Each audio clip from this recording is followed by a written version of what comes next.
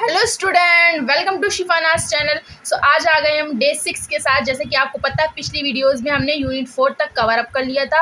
आज हम unit 5 infrared spectroscopy से कुछ इंपॉर्टेंट एमसीक्यूज को डिस्कस करेंगे जो आपके एग्जाम के पॉइंट ऑफ व्यू से बहुत ही इंपॉर्टेंट है। और चाहे आप कोई भी कॉम्पिटेटिव एग्जाम की प्रैक्टिस कर रहे हो, चाहे जेई, नीट, टेट, सीटेट, किसी से भी रिलेटेड, टीजीटी, पीजीटी, किसी से भी रिलेटेड अगर आप कर रहे हो तैयारी, तो ये एमसीक्यूज आपके बहुत ही काम आएंगे। तो स्टार्ट करते हैं वीडियो को। नोट्स मैं टेलीग्राम चैनल पर शेयर कर दूंगी और इसका लिंक मैं डिस्क्रिप्शन में डाल दूंगी, तो आपको परेशान होने की कोई बात नहीं। इसीलिए मैं चाहे तो आपको पीडीएफ के थ्रू या किसी के थ्रू आपको पढ़ा सकती हूँ, लेकिन ये जो क्वेश्चन है मैंने आपके हैंड रिटन बनाए कि कौन कौन से इंपॉर्टेंट क्वेश्चन है। काफ़ी सारी चीज़ों से रिलेटेड हमने क्वेश्चन आपके लिए लाए हैं जो आपके लिए इंपॉर्टेंट क्वेश्चन हो, जो आपके एग्जाम में पूछे ही जाए। मैक्सिमम चांसेस हो वही हम इंक्लूड करते हैं। तो जल्दी से देखते हैं आज के हमारे कौन मोस्ट इंपॉर्टेंट एमसीक्यूज है for infrared spectroscopy for BSc same 4 chemistry. जल्दी से देखते हैं पहला क्वेश्चन आपसे क्या कह रहा है। कह रहा है विच of the following will not exhibited IR spectrum.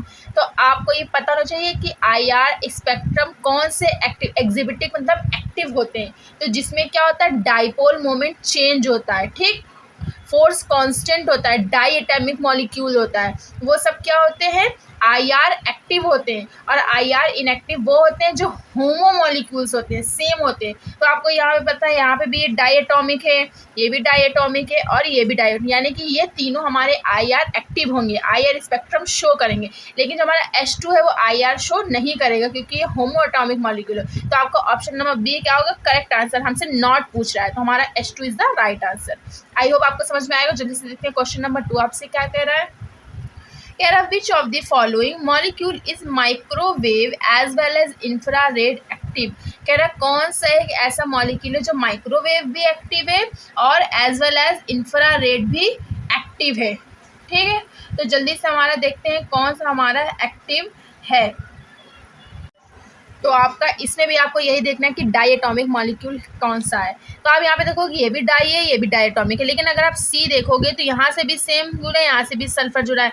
तो ये दोनों एक दूसरे के डाईपोल मोमेंट को क्या कर देंगे, एक दो को जीरो कर देंगे। यहाँ पे डाईपोल मोमेंट क्या हो जाएगा, जीरो हो जाएगा, म्यू इक्वल टू जीरो हो जाएगा। पर यहाँ पे आप देखो HBr ये अलग है और ये अलग है, यानी कि एक लोअर इलेक्ट्रोनेगेटिव है, एक हाई इलेक्ट्रोनेगेटिव। तो इलेक्ट्रॉन्स कहीं ना कहीं किसी के पास ज़्यादा जाएंगे, किसी के पास कम जाएंगे, यानी कि स्लाइटली वाली पॉजिटिविटी होगी, स्लाइटली प्लस होगा, स्लाइटली माइनस होगा। तो यहाँ पे आपका करेक्ट ऑप्शन होगा HBr। ये इंफ्रारेड भी एक्टिव होंगे और माइक्रोवेव भी एक्टिव होंगे। जल्दी से देखते हैं क्वेश्चन नंबर 3 आपसे क्या कह रहा था, vibrational frequency depends up on. आप कह रहे हैं जो हमारी वाइब्रेशनल फ्रिक्वेंसीज है वो किस किस पर डिपेंड होती है। तो पहले आपसे कह रहा है फोर्स कांस्टेंट पर डिपेंड होती है, ऑप्शन नंबर बी कह रहा है रिड्यूस मास पर होती है, सी कह रहा है कि डाइपोल मोमेंट पे हो रहा है, कि डी कह रहा है ऑल ऑफ द अबव। तो करेक्ट आंसर होगा option number D, all of the above. ये फोर्स, डाइपोल, रिड्यूस तीनों पर ही डिपेंड होती है वाइब्रेशनल स्पेक्ट्रोस्कोपी, ठीक। जल्दी से क्वेश्चन नंबर हम 4 देखते हैं। कह रहा है the CH vibrational frequency of alkene. Alkene की क्या फ्रिक्वेंसी होगी। तो जल्दी से देखते हैं हमारी CH वाइब्रेशन इन एल्कीन्स। तो इसमें आपको ऑप्शन नंबर आपका सी होगा, यानी कि अगर जिसमें एल्कीन डबल बॉन्ड होगा तो उसकी फ्रिक्वेंसी CH की क्या होगी 3050, ठीक, यानी कि 3000 से 3100 के बीच में आपकी फ्रिक्वेंसी होगी, ठीक। क्वेश्चन नंबर 5 कह रहा है a strong signal at 3400 centimetre inverse in an IR spectrum indicates the presence of, यानी कि कह रहे हैं स्ट्रॉन्ग सिग्नल यानी कि 3400 यानी कि 3400 सेंटीमीटर में कौन सा फंक्शनल ग्रुप इंडिकेट होगा। तो आपको सबसे हाईएस्ट फ्रिक्वेंसीज वाला फंक्शनल ग्रुप होता है अल्कोहल। ऑप्शन नंबर ए आपका राइट आंसर होगा। ये वाला ऑप्शन मोस्ट इंपॉर्टेंट है, क्वेश्चन आपको जरूर देख के जाना है, ओके। क्वेश्चन नंबर 6 आपसे कह रहा है infrared spectroscopy provides information about, किसके बारे में हमें इंफॉर्मेशन देती है IR स्पेक्ट्रोस्कोपी। पहला कह रहा है क्या वो इंटरमॉलिक्यूलर डिस्टेंस के बाद देखिए हमारे इंटरन्यूक्लियर यानी कि न्यूक्लियर के बीच में कितनी डिस्टेंस है उसके बारे में बताती है। या कह रहा है determination of moment of inertia, यानी कि डिटर्मिनेशन मोमेंट ऑफ इनर्शिया के बारे में बताती है। या कह रहा है डिटेक्शन ऑफ फंक्शनल ग्रुप, या फंक्शनल ग्रुप की जांच करती है। या ऑप्शन नंबर डी कह रहा है ऑल ऑफ द अबव। तो इसका करेक्ट आंसर होगा option number D, all of the above. ये तीनों के बारे में ही बताती है, इन्फॉर्मेशन देती है। सबसे टॉप पे तो है फंक्शनल ग्रुप के बारे में इन्फॉर्मेशन देती है, ठीक है।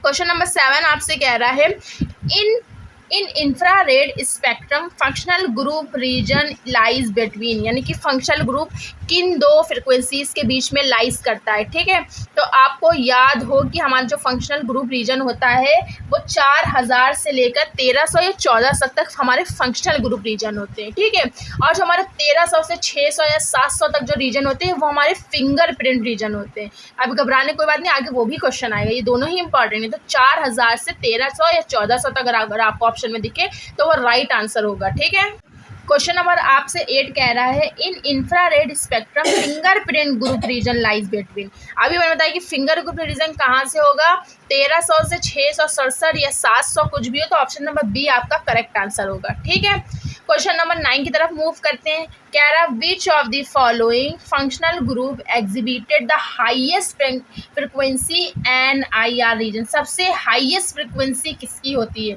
तो हाईएस्ट फ्रिक्वेंसी यहाँ पे अगेन करेक्ट आंसर क्या हो जाएगा, एल्कोहल हो जाएगा।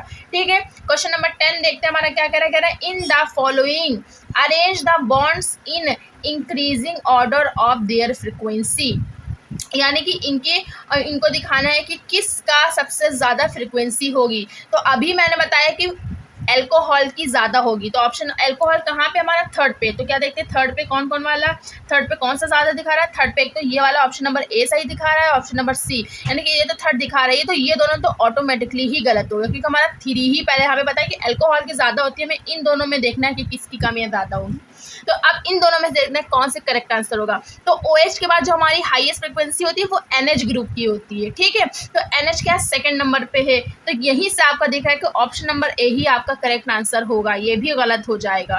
ठीक है, तो alcohol NH then CH। Okay, question number 11 आपसे कह रहा है in IR bands for C triple and group is observe in the range of, यानी कि हमारा जो C ट्रिपल बॉन्ड N है वो कौन सी IR बैंड्स दिखाता है, तो हमारी IR बैंड्स दिखाता है 2260 से लेकर 2200 तक। ठीक, 2260 से लेकर 2200 सेंटीमीटर इनवर्स। ठीक है, ये याद रखने वाली चीज़ है, आपको याद रखनी पड़ेंगी बैंड्स। ठीक, क्वेश्चन नंबर 12 आपसे कह रहा है selection rule for simple harmonic oscillator is.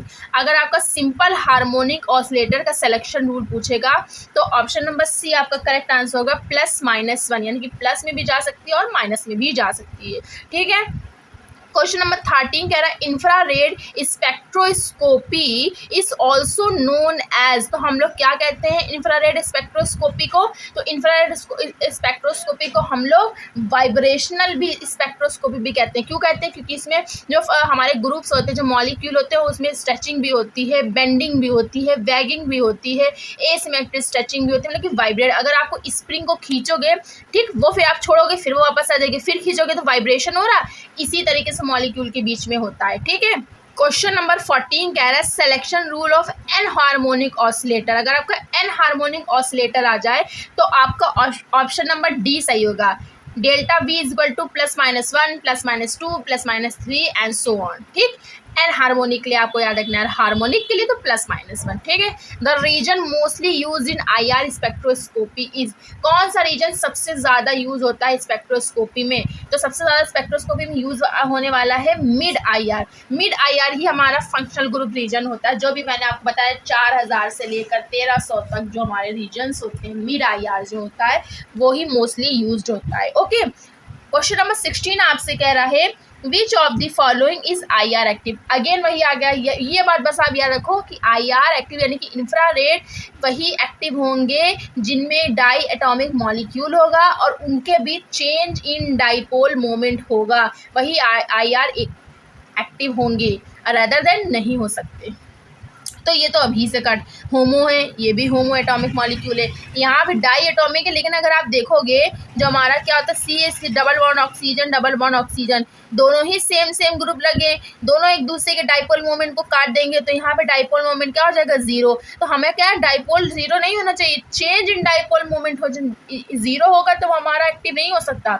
HCl हमारा होगा क्योंकि Cl क्या है, हाईली इलेक्ट्रोनेगेटिव मॉलिक्यूल है, तो अपनी तरफ हाइड्रोजन के इलेक्ट्रॉन को अट्रैक्ट इम्पैक्ट कर लेगा, ठीक है। तो कहीं ना कहीं स्लाइटली प्लस स्लाइटली माइनस की पॉजिटिव या चेंज इन डाइपोल मोमेंट कहीं ना कहीं होगा, तो हमारा यही IR एक्टिव होगा, ठीक है। क्वेश्चन नंबर 17 देखते हैं, कह रहा है bending vibrational include all following except. जो हमारा बेंडिंग वाइब्रेशनल स्पेक्ट्रोस्कोपी होता है उस तीनों चारों में से कौन सा नहीं इंक्लूड है। तो आपका बेंडिंग में रॉकिंग भी शामिल है, ट्विस्टिंग भी शामिल है, वैगिंग भी शामिल है, लेकिन स्ट्रेचिंग नहीं शामिल है। तो आपका ऑप्शन नंबर बी आपका राइट आंसर हो जाएगा। कह रहा है क्वेश्चन नंबर आपसे 18 कह रहा है what is the principle of IR spectroscopy. यहाँ पे ऑफ लगा दो, ठीक है। तो ऑप्शन नंबर ए आपसे कह रहा है क्या वो चेंज इन मैग्नेटिक मोमेंट होना चाहिए, कि चेंज इन मास नंबर होगा, कि चेंज इन डाइपोल मोमेंट होगा, कि ऑल ऑफ द अबव। अब बच्चे देखेंगे ऑल ऑफ दी अबव, तो ऑल ऑफ दी अबव पे करके आ जाएंगे, बट अभी मैंने बताया कि IR के लिए चेंज इन डाइपोल मोमेंट होना जरूरी है। तो आपका ऑप्शन नंबर सी आपका करेक्ट आंसर हो जाएगा, IR dipole moment, IR dipole moment, बस इतना आज आप याद करके जाएं। क्वेश्चन नंबर 19 कह रहा है near IR region is between. तो नियर IR रीजन हमारा कहाँ लाइज करेगा, विजिबल एंड IR के बीच में। ये वाला ऑप्शन आपका गलत होगा, ये वाला भी गलत होगा, ये वाला भी। तो हमारा विजिबल स्पेक्ट्रोस्कोपी और IR स्पेक्ट्रोस्कोपी होती है, उनके बीच में नियर IR रीजन लाइज करता है, ओके। क्वेश्चन नंबर आपसे कह रहा है 20, यहाँ पे 20 होगा क्वेश्चन नंबर, ठीक। सीरियल वाइज थोड़ा मिस्टेक हो गई है, उसको अवॉइड करिए। क्वेश्चन नंबर 20 देखिए, what is the base value for absorption of C double bond O। किसकी एब्जॉर्प्शन वैल्यू क्या होगी C डबल बॉन्ड O की। जहाँ पे आपका कार्बोनिल ग्रुप, इस बॉन्ड को क्या बोलते हैं, कार्बोनिल ग्रुप बोलते हैं। तो जहाँ पे कार्बोनिल आ जाए वहाँ पे समझ लेना कि 1700 के आसपास आपकी फ्रिक्वेंसी होगी। तो आज का ये लास्ट क्वेश्चन देख लेते हैं जल्दी से IR से रिलेटेड। कह रहा 2250 centimetre inverse is base value for absorption of bond. तो किसकी 2250 होगी। तो आज क्वेश्चन नंबर लास्ट का करेक्ट आंसर होगा C ट्रिपल बॉन्ड N की आपकी 2250 सेंटीमीटर इनवर्स बेस वैल्यू होगी एब्जॉर्प्शन बैंड की। तो ये थे कुछ टॉप 20 या 21 MCQs for related to BSc sem 4 chemistry as well as all entrance exam, ठीक है।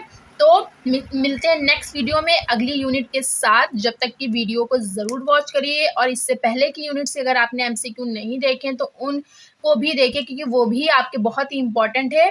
तो जल्दी से हम नेक्स्ट यूनिट पे लाएंगे MCQs को। आई होप आपको ये वीडियो पसंद आया होगा। अगर ज़रूर पसंद आया होगा तो चैनल को ज़रूर सब्सक्राइब करेगा और आने वाली वीडियोज़ को ज़रूर वॉच करिएगा। मिलते हैं नेक्स्ट वीडियो में। Thanks for watching, bye.